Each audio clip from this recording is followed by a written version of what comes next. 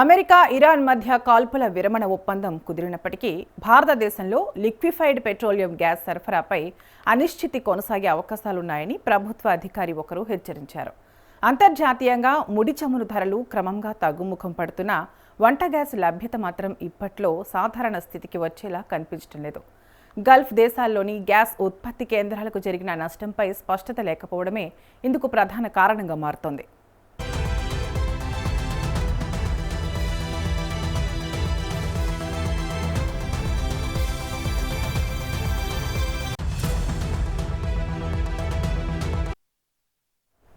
పశ్చిమాసియా ప్రాంతంలోని ఉత్పత్తి కేంద్రాలలో ముఖ్యంగా ఖతార్లో గ్యాస్ మౌలిక సదుపాయాలు ఎంత మేరకు దెబ్బతిన్నాయనే విషయంపై ఇంకా సరైన సమాచారం రాలేదు.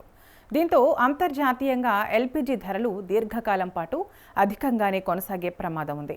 శాంతి చర్చల నేపథ్యంలో అంతర్జాతీయ మార్కెట్లో క్రూడ్ ఆయిల్ ధరలు సుమారు 9% తగ్గి బ్యారెల్ బ్రెంట్ ఆయిల్ $80 వద్ద ట్రేడ్ అవుతున్నప్పటికీ వంట గ్యాస్ వినియోగదారులకు మాత్రం ఆ ఉపశమనం లభించడం లేదు.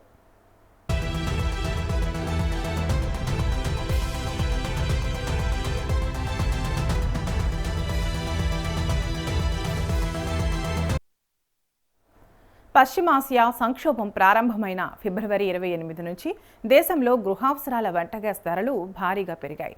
ఈ కాలంలో గృహ వినియోగ సిలిండర్ ధర మొత్తం $89 మేర పెంచారు. మార్చిలో ఒకసారి $60, జూన్లో మరో $29 చొప్పున ఈ ధరలు పెరిగాయి. ప్రస్తుతం దేశ రాజధాని ఢిల్లీలో దేశీయ గ్యాస్ సిలిండర్ ధర $942కు చేరింది.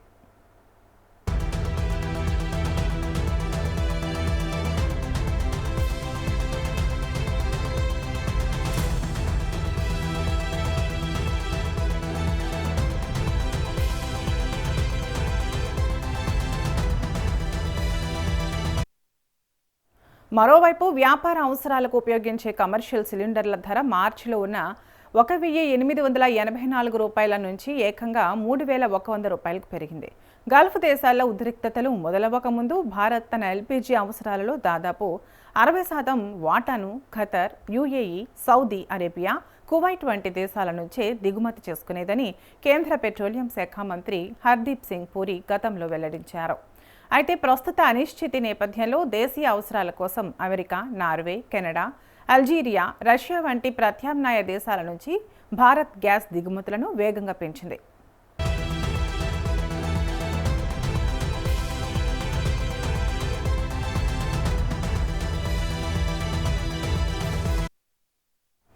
ఇలా ప్రత్యామ్నాయ రవాణా మార్గాలను అన్వేషించడం వల్ల మే 2026 నాటికి భారత ఎల్పీజీ దిగుమతుల్లో ఒక్క అమెరికా వాటాని 14% నుంచి ఏకంగా 55%కి చేరింది.